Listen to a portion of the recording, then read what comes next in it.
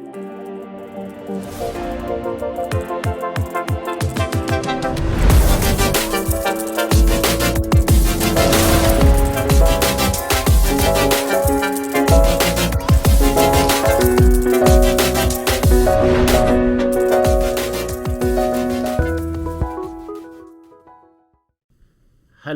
and welcome to One Talk Show. This is a weekly program of English edition of One Talk Show on OROMIA11. Today we will have conversation on current events around Horn of Africa. I have a special guest who is visiting Twin Cities here in Minnesota, Professor HASSAN KEYNAN. Professor Hassans, welcome. Thank you. I'm glad to be with you. Professor Hassans, you had an extensive experience around Horn of Africa, and you have experience within the United Nations UNESCO system. Please tell us a little bit of your experience on Horn of Africa. Thank you very much, and I must appreciate you and OROMIA11 giving me an opportunity today. I started my work as a teacher, so that is my favorite subject. Started with primary school, secondary school, and later on at the university level. But since in the early 90s, I've joined the UN, particularly UNESCO, which is the technical agency for the UN, specializing in education, culture, communication, and information. And I have worked in 4 continents, including Asia, Africa. And my last duty station was in Germany, Hamburg, in an institute called UNESCO Institute for Lifelong Learning.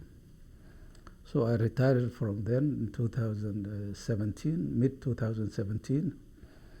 I'm now enjoying my retirement, and I follow what is happening in the Horn of Africa very closely. That is where my heart is. I write and blog about the events unfolding in the Horn of Africa. That's good. That's great start to know about your assessment on the current events, what is going on in Ethiopia. The first thing that comes to my mind when we talk about Ethiopia today at this moment is really to go to Afghanistan and see what is unfolding in Afghanistan. 2 different countries in many ways, but very similar in the fact that in both countries there is a huge tragedy unfolding, primarily because of the failure of leadership in both countries. So although we cannot with 100% certainty say that Ethiopia will unravel like Afghanistan today, tomorrow, the next day, the scenarios are very, very similar. I think the leadership in Addis Ababa has lost control of the country, almost the entire country. And it is very difficult to see how the current regime and the PP, Prosperity Party, which I personally believe has nothing to do with prosperity, but it's primarily a fascist organization in my personal view, in the way it was constructed, in the way it operates, and in the way it was imposed on people with whom they had very little consultation and very little connection. So the leadership of PP and the leadership of the country has lost grip of the reality in the country, and it's no surprise that we are seeing a country unraveling. It is very tragic, but that is the truth. So as you say, the situation in Ethiopia is not going well. It's going down the hill.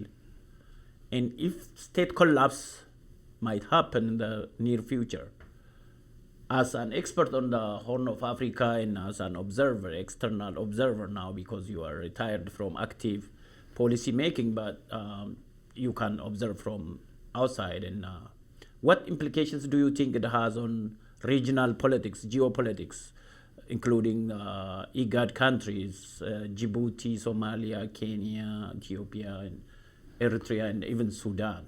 and even beyond? Of course, it will have serious implications.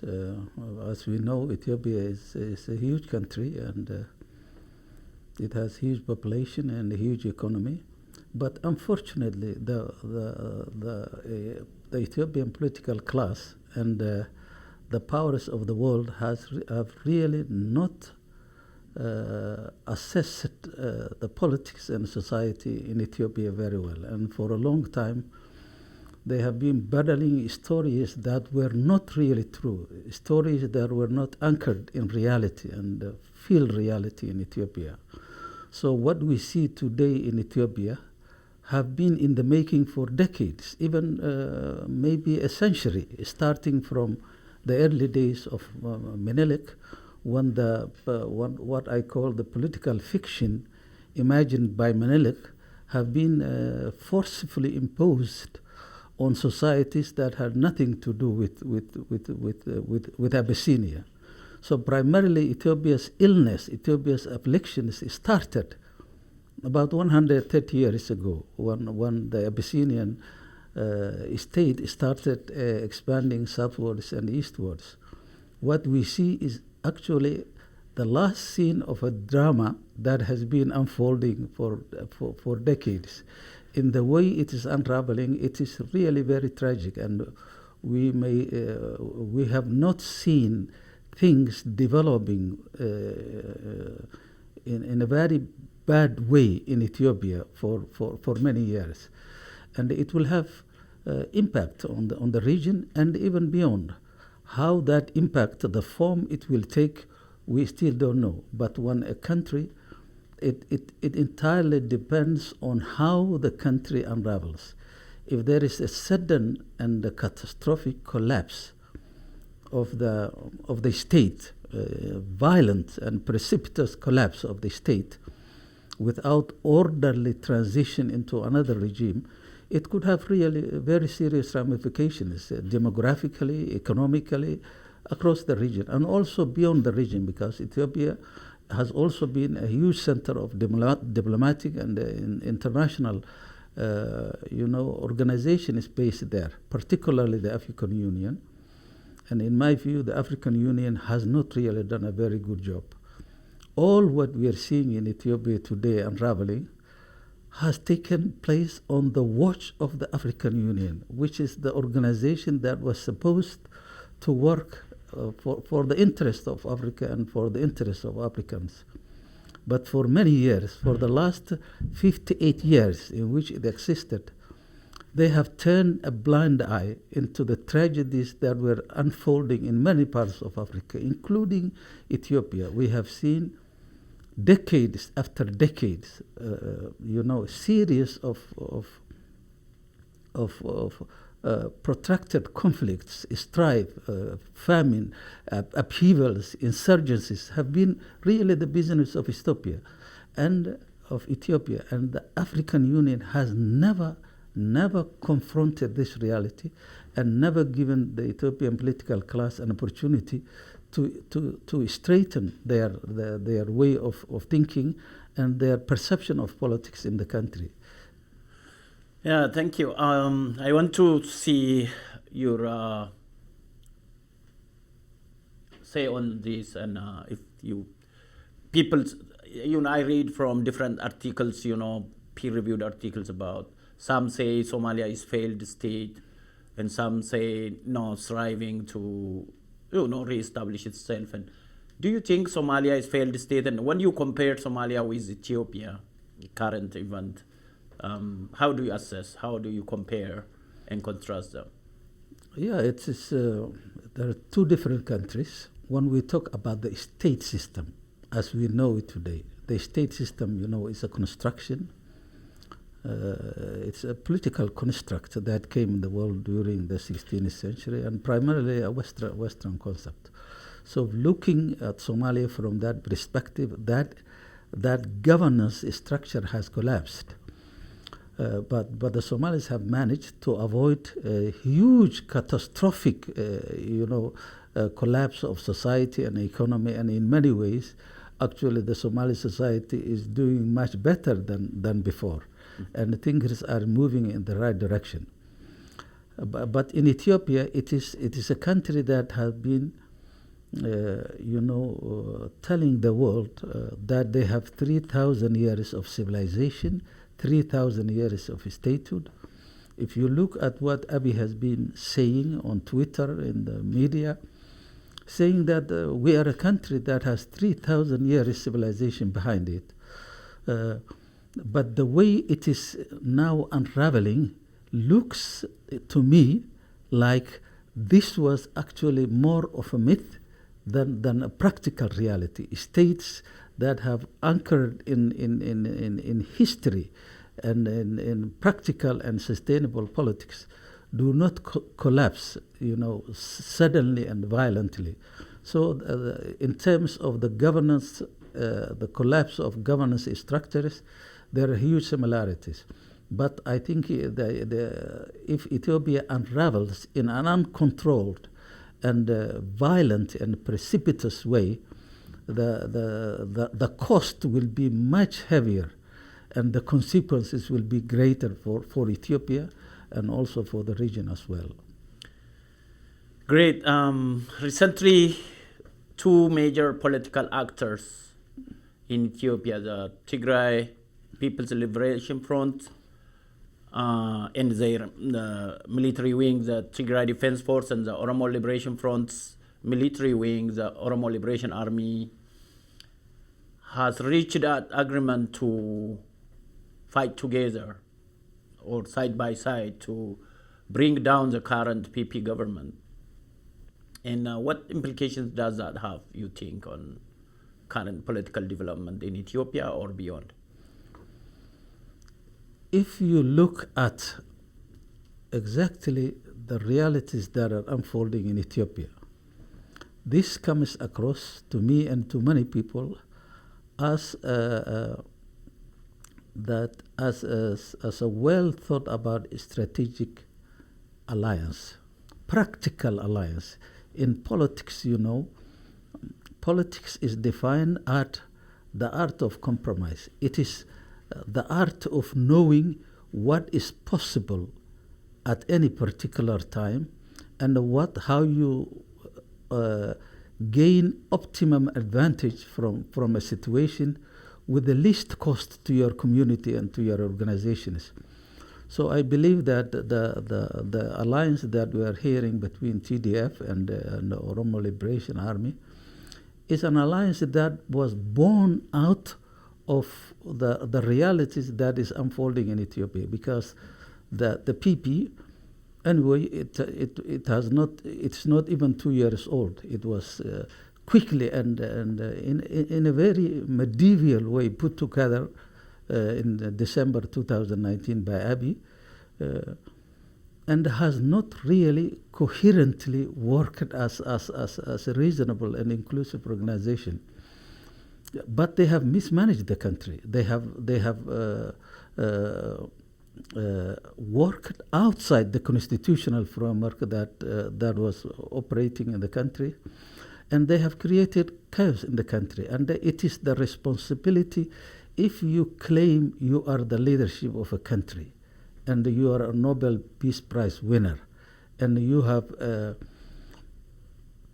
political party, I say misnamed prosperity, because that has nothing to do with prosperity, then your responsibility is to secure the safety of the country and protect the citizens of the country. Abiy and his party have failed to do this. Instead, they have ignited a crisis that led to a protracted violence across many parts of the country, and it is spreading. So this alliance has come out of that. Where it will end, we don't know. But if we strictly assess on the basis of what we are observing today, it seems that it is working, and they are putting Abiy under huge military and political pressure. Thank you again. There are non-state actors. Probably this is not in the area of your expertise, but there are other non-state actors interested in political development in everywhere in the world, but particularly in Ethiopia and other. These commercial people, companies, and various interests, even in Somalia, funding war indirectly. For example, in Ethiopia, if we see there are businessmen who funding even the government to pay for the military to go to war within itself, within its own people, within its own community. How do you see that? It is tragic, and it tells you that what Ethiopian political class has been telling the world was a white lie. If you are really a state rooted in 3,000 years of tradition, you do not allow non-state actors to take the responsibility that was supposed to be undertaken by the government. So in a situation when you see non-state actors behaving like a state, and in terms of finance, in terms of mobilization of the military, in terms of making sometimes egregious and I must say very vulgar statements on media, including national media, it shows a catastrophic failure of the state itself. So whenever there is a vacuum in the governance structure of a country, then you know nothing likes vacuum. If there is a vacuum, something will fill up that vacuum. And I will not be surprised that there are non-state actors interested to fill the gap left created by the absence of the government. But what is worrying about this, and people should pay attention to this, is that those non-actors may be the most extremist types of actors. And if they succeed, really this will be a catastrophe for Ethiopia and for the region as a whole on a huge scale.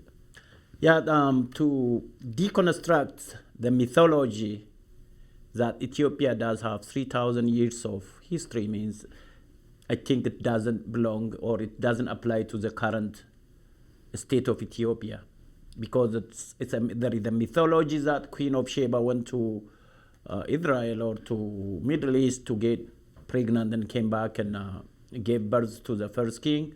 That's a mythology. The 3,000 years of history is mythology and 2,000 years of mythology. And the Ethiopia we know, the modern Ethiopia we know, is formed by violent conquest and the conquer to the south by the Menelik and other warlords, and then incorporate the south into the modern Ethiopia. That is what I can grasp from my earlier readings and available scholarly literatures. And are you optimist about the current situation?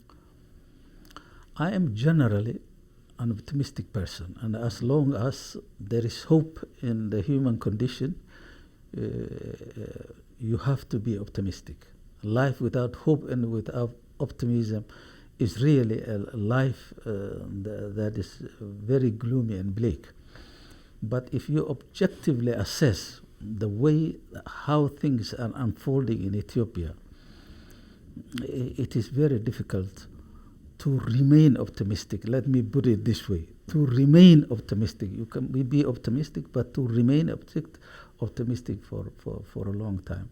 And when I refer to the fact about this mythology, because the current political class keep referring themselves to, including Abiy. I think if you look at his media statements during the last weeks, he is constantly referring to Ethiopia as a state that have a tradition that goes back to 3,000 years. But you're right.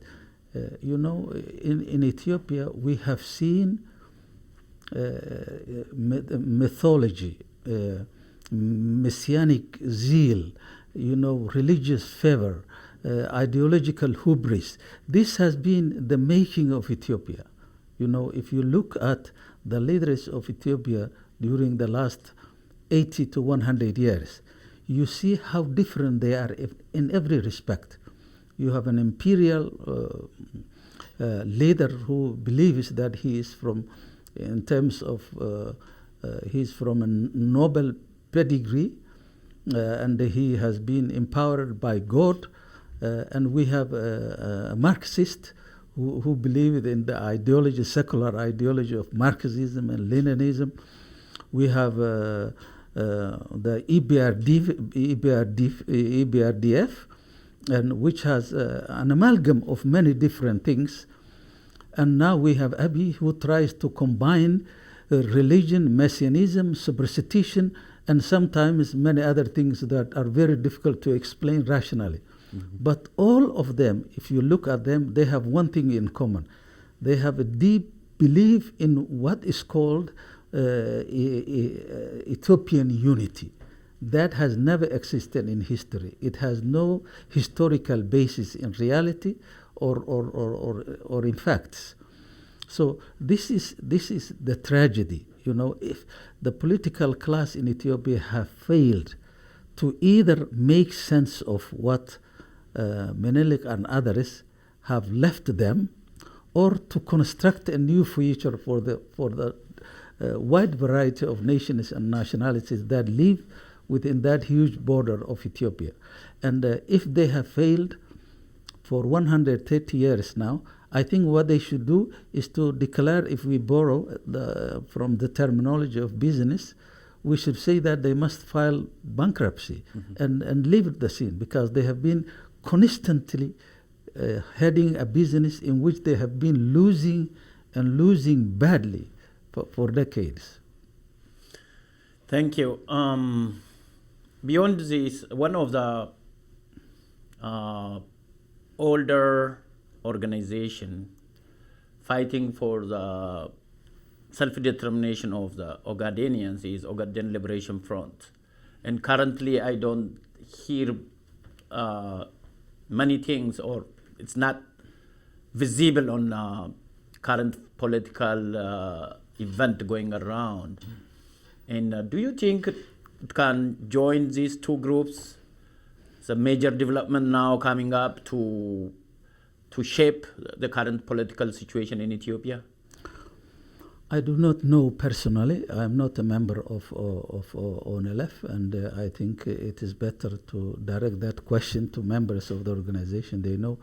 But what I can say is that since 2008, ONLF was one of those organizations that came back to the country and made an agreement, a peace agreement with the Abiy government. That the Abiy government has not really fulfilled on their part of the agreement. That has created a huge problem. But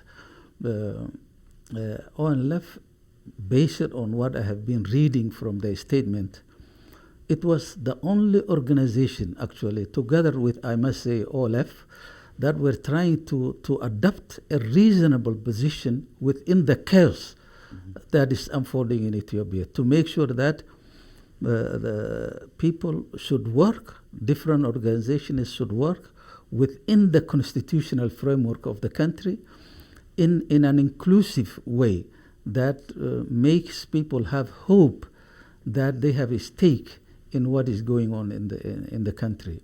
But ONLF is one of those, like OLF, where the government has never, they have always been suspicious of these organizations, because you look, these are veteran organizations. ONLF has just celebrated its 37th anniversary.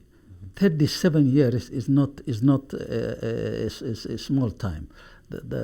Very rarely there has been an organization that has been constantly struggling for the self-determination of its people for 40 years.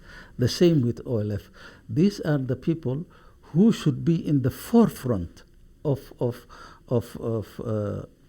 deciding the future of Ethiopia, because they have institutional memory of what has been happening in Ethiopia since the days of Mengistu, and even going back to the days of Haile Selassie. But what has Abiy and PB have done is that they wanted to eliminate, completely annihilate forces that have a legitimate interest, and they were the keepers and the custodians of their people's aspirations, and they wanted to exclude it. We have seen what has happened to OLF. The government tried to annihilate actually to OLF, including the veteran Dawood Ibsa. He has been personally harassed for so long, cutting his phone, raiding his house. A similar thing has been happening to the leadership of ONLF. The regional government there has been constantly, the Somali regional government, which is headed by an administration that has been handpicked and appointed by Abiy. They have been trying to actually dismantle the ONLF that has been representing, heading the liberation struggle in that part of the world. So their position has always been, as far as I know, that they have decided to struggle peacefully within the framework of the federal constitution that is there. Okay, thank you. I believe and I agree that they probably might come to the table and work out something. So when we look at Ethiopia in the early, before 1974, it was absolute monarchy. From absolute monarchy, we moved to absolute military dictatorship. From absolute military dictatorship, we went to federal dictatorship. Even though the political landscape was changed into federal system, it was still under a tight, controlled federal system of government. This is just your opinion and a scenario. What form of government framework can solve the current problem? You think? We didn't. The monarchy system didn't work. The unitary government didn't work. Even the federal didn't work. And a loose kind of confederation, or what do you suggest? I think I would like to go back a bit further before I answer this question. The reason why things did not work, there is a very good explanation for that. In my view, Ethiopia as a political construct itself was born with a very serious congenital dysfunction. And that is this huge, colossal fiction was constructed, but its spirit and its soul really was the Abyssinian state. Abyssinian state is primarily a colonialist state, and it believed only its political traditions and the political culture of its political elite was based on subjugation of peoples. It has never had a tradition of democracy, a tradition of inclusion, a tradition of tolerance. Though that has been the problem with Ethiopia. Every Ethiopian leader was either completely anchored in the Abyssinian tradition or making good statements, beautiful statements, but deep down in them, they believed in that Abyssinian worldview, which really believed in subjugation and a violent subjugation of nations and nationalities. To come back to your question, the strategic mistake that EBRDF team has made was that they have built a very good constitution. The federal constitution, as a constitution, it is one of the best in the world.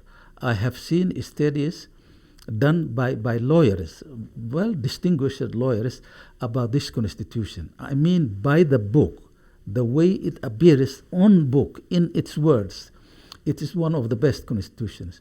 But the problem with EPRDF was that it never really seriously implemented the federal constitution. Practical application. Practical application was basically zero.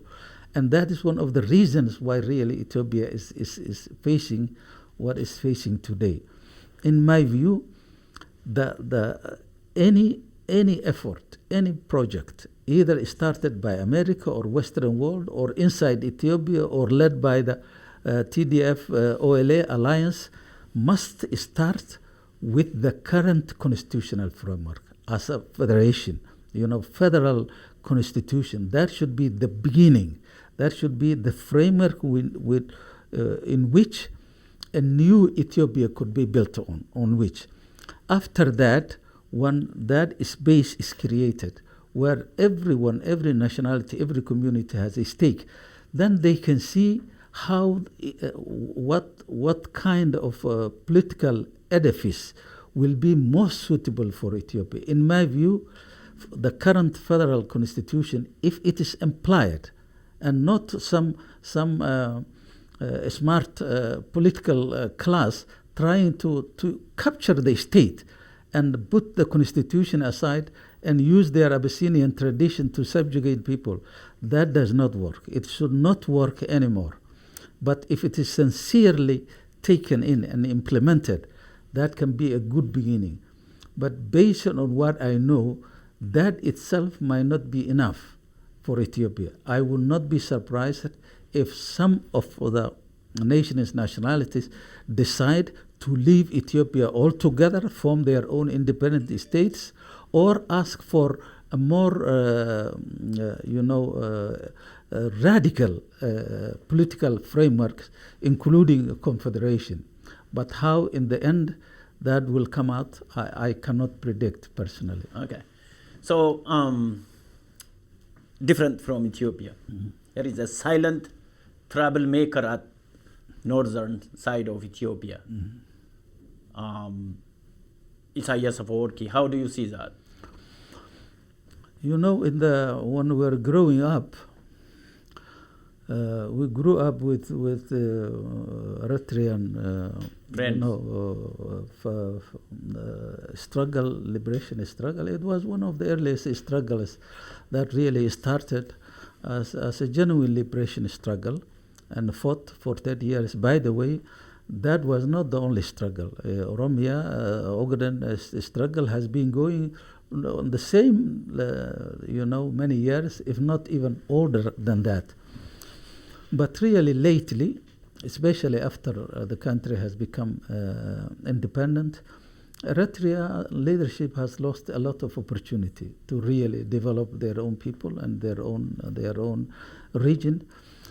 In a way that was not surprising, because when there was the fallout between EBRDF and Eritrea, which were before allies, that has created a sense of paranoia in Eritrea. Being a small country, they felt that this huge country might swallow them. And that has created what is called a siege mentality. And whenever you see a country, a nation, that is in the throes of siege mentality, it is always very difficult. So what I would say, the way Eritrea has approached the current situation in Ethiopia is not the most constructive way for Eritrea to be. And particularly this regime that is in power in Addis Ababa now, it is indefensible regime. It has a goodwill, a ground will of support from the international community, from the Ethiopians, from non-Ethiopians. I was one of the first who congratulated and welcomed when Abiy said all this reform and when he won the Nobel Prize. But within a short few months, we have seen that what we were seeing in Abiy was not really the real Abiy. He had maybe a mask underneath which lurked a kind of monster that, eventually we are seeing a different Abiy than we were seeing before. So what I can say about Eritrea is that it has really lost a lot of opportunity to either contribute to a better and more democratic and more prosperous Horn of Africa, and got into alliance with some extremist forces. Now in Ethiopia, the Amhara region, what we have seen there is very, very extremist forces that have that give talks and incitement to violence that has undertones of fascism. When you see leaders and militia leaders that are calling for the entire dissemination, complete annihilation of entire communities and nations, then that is a very serious problem. So it is not in the interest of Eritrea to be allying itself with those kinds of forces. Your final word on how long do you think Abiy Ahmed can survive the current situation? In politics, even 3 days is a long time. The only way I explain this is that I come back to where we started, Afghanistan.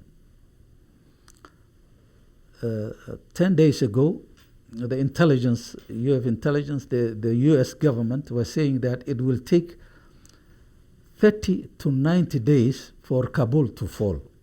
And it has fallen within some 3 to 4 days, about 90, 100 hours. A similar scenario seems to be building up in Ethiopia. It could be tomorrow, 24 hours, 48, or even 1 month. But what is for sure is that it is very difficult for this regime to survive. And if you really listen to what Abiy has been saying, it is clear from his words, we can understand that the writing was on the wall. It is unsustainable. It is a regime that has been shooting itself in the foot, and it has only itself to blame, nothing else. Particularly, one thing that I would like to say is that Abiy has really betrayed the Oromo people. Abiy came to power, on the back of the Oromo struggle for self-determination. And it has taken him for a very short time to completely forget that and surrender himself to Abyssinian fascists. This is the way I personally see it. And that is the biggest tragedy. So it could be a week, it could be a month or 2 months or even more. But what is for sure is that we are seeing the beginning of the end of Prosperity Party and Abiy. Okay. U.S. President's Special Envoy Jeffrey Feltman is traveling to Djibouti, Ethiopia, and the United Arab Emirates, starting from yesterday, August 15th through August 20th. What do we expect from him? What outcomes do we expect? If we assess what has been happening over the last months, and even based on his last visit to the region, nothing has changed. So if you look practically from where things are and make a judgment on that, I think the only reasonable conclusion is that Mr. Feltman is there to give Abiy Ahmed ultimatum. This is the way I would like to explain it. To say that this is your last chance. Save yourself, save your skin, save your country, and save your people, because otherwise it is impossible. Between his last visit and this one, you can see the developments, how things were evolving. Things have moved militarily very, very rapidly. And this connection and a strategic alliance between TDF and OLA has completely changed the balance of power there. And the calculus of strategic balance has completely shifted.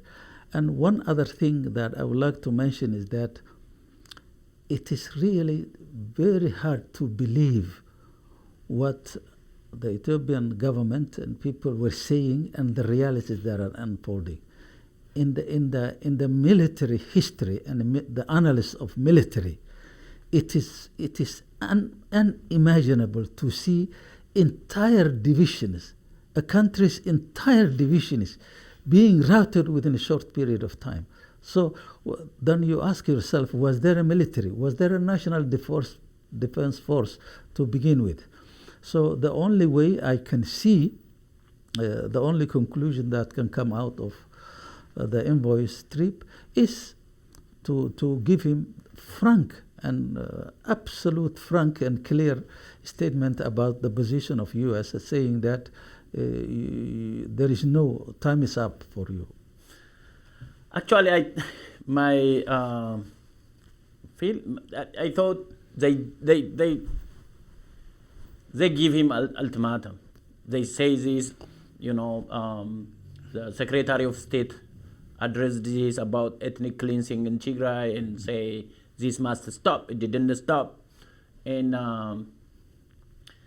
I don't think America is going to involve physically, militarily. So other than that, imposing sanctions, or holding development, military aid and other fundings. So I don't think Abiy Ahmed is going to accept whatever Feltman comes up with. But if he rejects and if they give him ultimatum, if that doesn't work, what would happen? Nobody can entirely predict this, but based on what is going on in the country, what will happen is the military scenario will go to its logical conclusion. Yeah. And that is just going back to Afghanistan again, Addis Ababa will fall because there is no one to defend the armies, divisions, and the young people who have been really recruited primarily from Oromia, I must say tragically, to be used as cannon fodders for a war that is unwinnable. When entire divisions of the army are being routed, why would you send the young generations waste the lives and the hopes of generations in that war? So he might not accept, and he might accept. In politics, what we have seen, people have started to compare Abiy with Mengistu. And Mengistu, how hardliner he was. In April 1990, he was saying exactly the same things as Abiy is saying today. We will crush the opposition, we will unite Ethiopia, all these things. And what he did, few months later, we heard that he had run away. So that cannot be excluded. These people only eventually they care about their own self-interest and skin. So the fact that he might run away or give in cannot be ruled out, in my view, personal view. Also, the fact that he might commit suicide or he be killed in combat, that also cannot be ruled out. Okay, all options are on the table. Absolutely. Thank you, Professor Hassan Keynan, for your time and expertise. Thank you again.